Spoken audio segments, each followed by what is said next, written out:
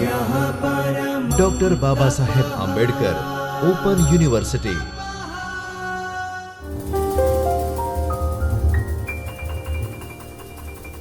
નમસ્કાર વિદ્યાર્થી મિત્રો, ડૉક્ટર બાબા સાહેબ આંબેડકર ઓપન યુનિવર્સિટીના ચૈતન્ય સ્ટુડિયોમાંથી હું ડૉક્ટર અરુણા મકવાણા આપ સૌનું હાર્દિક સ્વાગત કરું છું. તમારા એમએના અભ્યાસક્રમમાં MGT 104ના બ્લોક નંબર 2 અને એકમ નંબર 1 અંતર્ગત સાહિત્ય અને લોકપ્રિયતા એ વિષય ભણવાનો આવે છે. તો આજે આપણે એના પર વાત કરીશું. ઘણીવાર આપણે કોઈ ફિલ્મ જોઈને આવીએ અથવા કોઈ નવલકથા વાંચીએ ત્યારે આપણા માનસપટ પર એના કોઈ ખાસ દ્રશ્યો, સંવાદો, હીરો હિરોઈનના ચહેરાના હાવભાવો આ બધું જ આપણી સામે તરવરિયા કરે છે અને આપણા જીવન સાથે એમને સરખાવ્યા રાખીએ છીએ. અને આવી ફિલ્મો કે સાહિત્ય આપણા માટે ઉત્તમ બની જાય છે.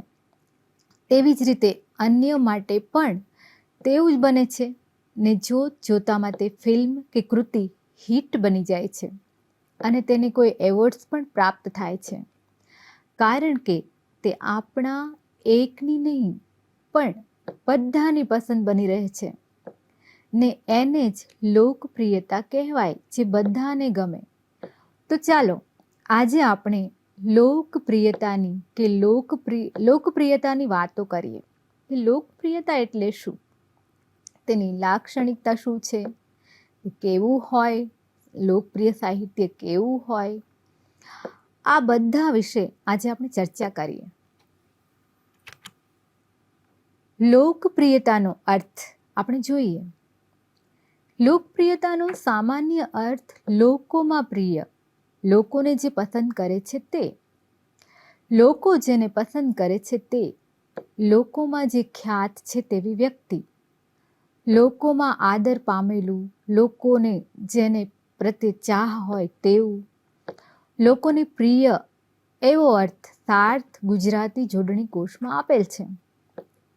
જન સમુદાયમાં જેને પ્રેમ ઉત્પન્ન કરેલ હોય તેવું, જનપ્રિય, લોકને વહાલું, આવો અર્થ ભગવદ્ ગોમંડલમાં આપણને જોવા મળે છે. લોકોને પ્રિય, લોકોમાં આદર પામેલું મોટા કોષમાં મળે છે જોવા. લોકોમાં આદર પામેલું, લોકોમાં ચાહ હોય તેવું, એવો અર્થ બૃહદ ગુજરાતી કોષ ખંડ 2માં આપણને જોવા મળે છે. ટૂંકમાં આપણે એમ કહી શકીએ કે લોકોને જે પસંદ છે તેના પર વધારે ભાર આપવામાં આવ્યો છે. સાહિત્ય લોકોને પસંદ આવવું જોઈએ. જો મણિલાલ હ પટેલ ગુજરાતી સાહિત્ય કોષના 3જા ભાગમાં સાહિત્ય કૃતિઓને 3 ભાગમાં વહેંચે છે. એમાં પહેલું છે કલાત્મક સાહિત્યિક કૃતિઓ. આવી કૃતિઓને વિદ્વાનો, વિવેચક અને સુરુચિ સંપન્ન ભાવકોનો નાનકડો વર્ગ સમજી શકે છે. સર્જકની કળા એમાં પરાકાષ્ઠાએ હોય છે. બીજું છે લોકભોગ્ય સાહિત્ય કૃતિઓ. ભાવકો થોડાક પ્રયાસથી કે પોતાની ઓછી વધતી કેળવાયેલી રુચિ વધતા સમાજથી આવી કૃતિઓને પામે છે. સર્જકે અહીં સાહિત્યિક ગુણવત્તા સાચવવા સાથે સહજતા અને સરળતા પણ સાચવ્યા હોય છે.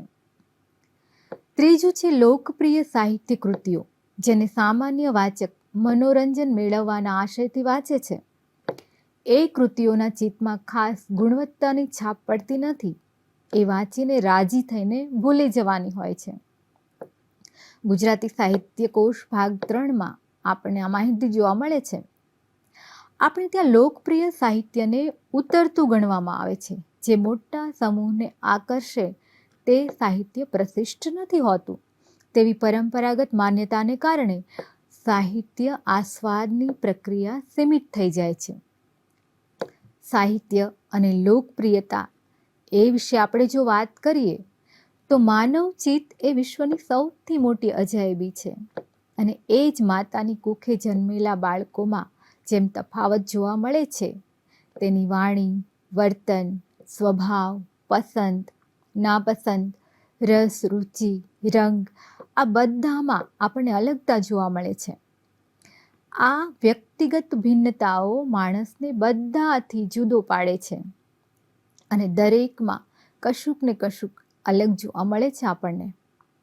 આટલી બધી અબજોની વસ્તી ધરાવતી આ પૃથ્વી પરના દરેક લોકોનું ચિત્ત અલગ અલગ વિચારો ધરાવે છે અને દરેક પોતાની આગવી રીતે વિચારે છે અને સમયાંતરે તે વિચારો બદલતા પણ રહે છે. ટૂંકમાં માણસ મનને સમજવું બહુ મુશ્કેલ કામ છે અને બીજું એ કે માણસ બધાથી અલગ વિચારે છે, છતાં તેમાં કેટલીક બાબત સર્વસામાન્ય પણ છે. કેટલીક બાબતોમાં એને એક સમાન રસ પડે છે, જેમ કે કલાઓમાં, સમાજ રચનામાં, રાજ્યમાં સૌનું કેન્દ્ર બનવામાં, પોતાને બીજાથી અલગ પાડવામાં, સાથે સાથે બધાની સાથે રહેવામાં પણ એને મજા આવે છે. સાથે રહીને પણ એને અલગ રહેવું છે. કેવી વિચિત્રતા કે એને સાથે પણ રહેવું છે અને અલગ પણ રહેવું છે. ને એટલે જ આ અલગ રહેવાની, લોકોને ગમવાની, સાથે રહેવાની ઈચ્છાઓએ માણસને અલગ તારવી આપ્યો છે. કેટલાય સાહિત્યકારો એવા છે જે પ્રવાહની સાથે રહીને પણ અલગ તરી આવ્યા છે અને સદીઓથી તે લોકમાનસ પર છવાયેલા જોવા મળે છે. વાલ્મીકી, વ્યાસ, કાલિદાસ, શેક્સપિયર, જુલ્લે વર્ન, નરસિંહ મહેતા આ બધાએ લોકપ્રિયતાની સીમાઓને વટાવી દીધી. આજે પણ આપણે તેમને વાંચીએ છીએ, વારંવાર તેમના પર સંશોધનો કરીએ છીએ, પરિસંવાદ, સેમિનાર કરીએ છીએ. એમના સર્જનને, વિચારોને આપણે માન આપીએ છીએ. દરેકની વિચારશૈલી, સર્જન અલગ છે, પણ આપણને બધાને તેઓ ગમે છે અને એટલે તે લોકપ્રિય છે.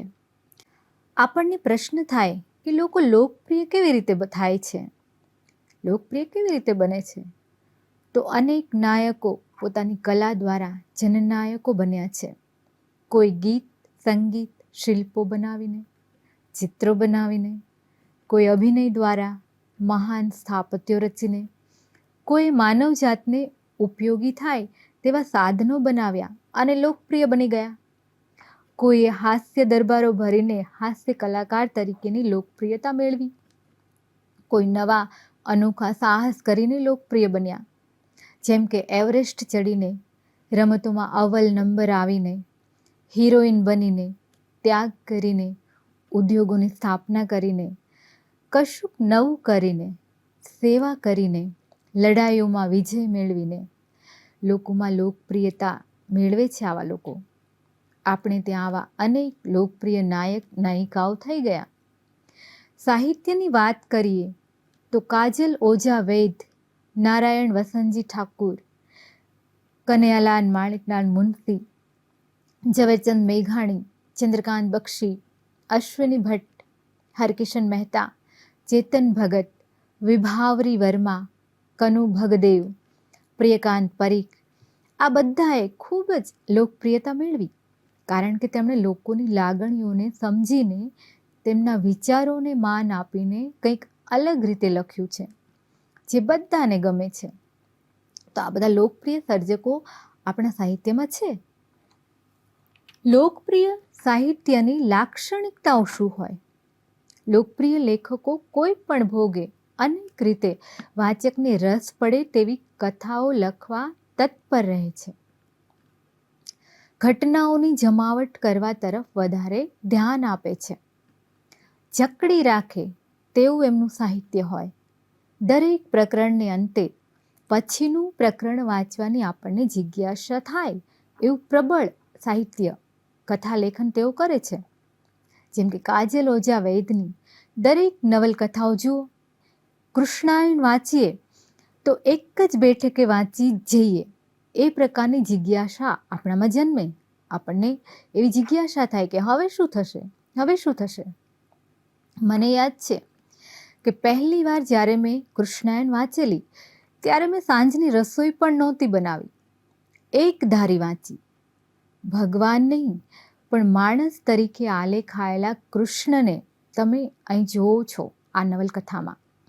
રૂકમણી, રાધા, દ્રૌપદી એમના પ્રશ્નો અને એમના પ્રશ્નોમાં જાણે આપણા જ પ્રશ્નો છુપાયેલા હોય એવું આપણને લાગે. એમની દરિયો એક તરસનો, યોગ વિયોગની વસુધા, મધ્યબિંદુ, આ બધી જ કૃતિઓ વાંચીએ એટલે એમાં આપણને રસ જ પડે ને દરેકને ગમે તે. તેમાં અણધાર્યા આવતા વળાંકો, રહસ્ય, રોમાંસ, પ્રેમ, વીર અને અદ્ભુત રસ, નાટ્યાત્મકતા વગેરે આકર્ષણ જન્માવે છે ને વાચકને એકદમ જકડી રાખે. એના સંવાદો પણ ધારદાર હોય, ધારાવાહિક સાહિત્ય છે.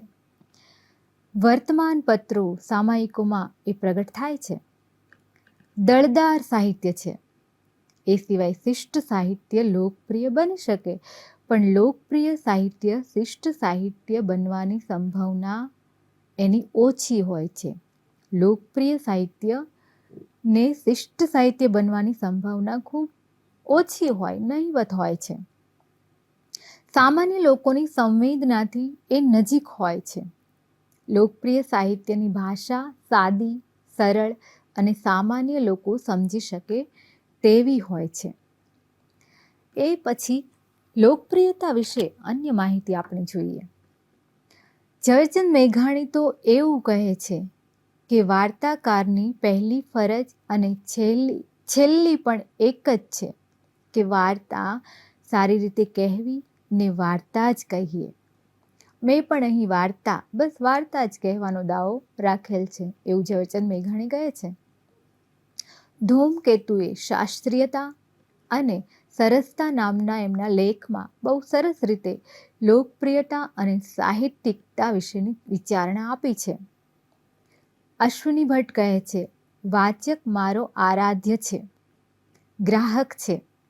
એ જે માંગે છે તે હું પૂરેપૂરું વળતર મળે એ રીતે આપું છું.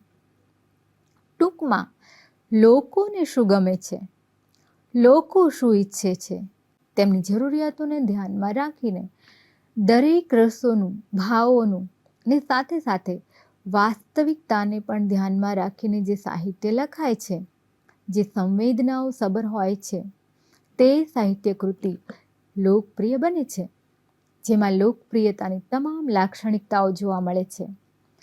આજે આપણે લોકપ્રિયતા અને તેની લાક્ષણિકતાઓ વિશે વાત કરી. આવતા લેક્ચરમાં ગુજરાતી સાહિત્યની લોકપ્રિય સાહિત્ય કૃતિઓ અને સાહિત્યકારો વિશે વાત કરીશું.